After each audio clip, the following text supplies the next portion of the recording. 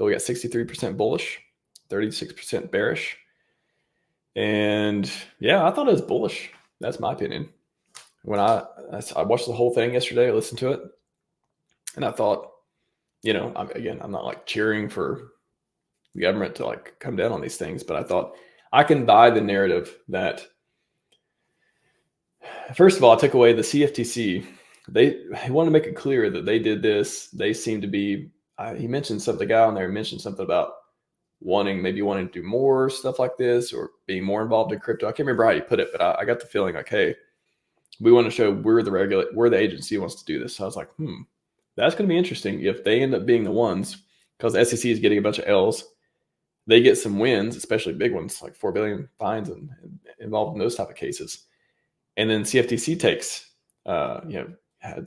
becomes the regulators of crypto or otherwise, gets the SEC out of the way.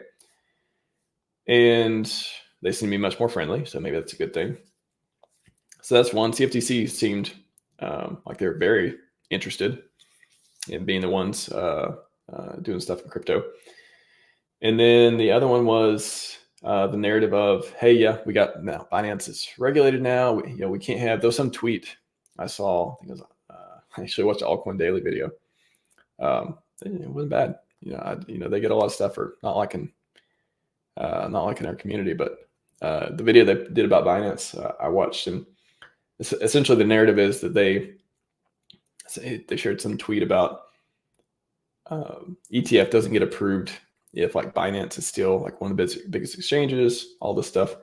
So maybe they are clearing the way for everything. Okay, we're gonna get rid of FTX.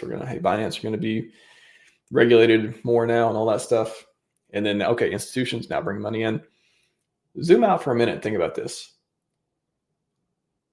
People always say, oh, if we could just get 1%, if we could just get the institutional people, all the funds or whatever, all this stuff, if we just get them to put 1%, allocate 1% of assets into Bitcoin or Ethereum or whatever it is, crypto would go crazy. It would go to the moon, all this stuff.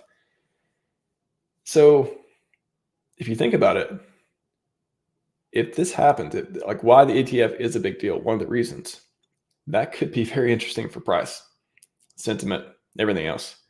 So it's like one of those kind of like obvious things nobody talks about and kind of gets lost in the weeds, I think, of like, why is ETF a big deal other than legitimate stamp of approval?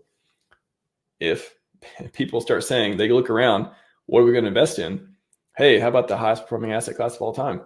Now it's legit. It's got a stamp of approval.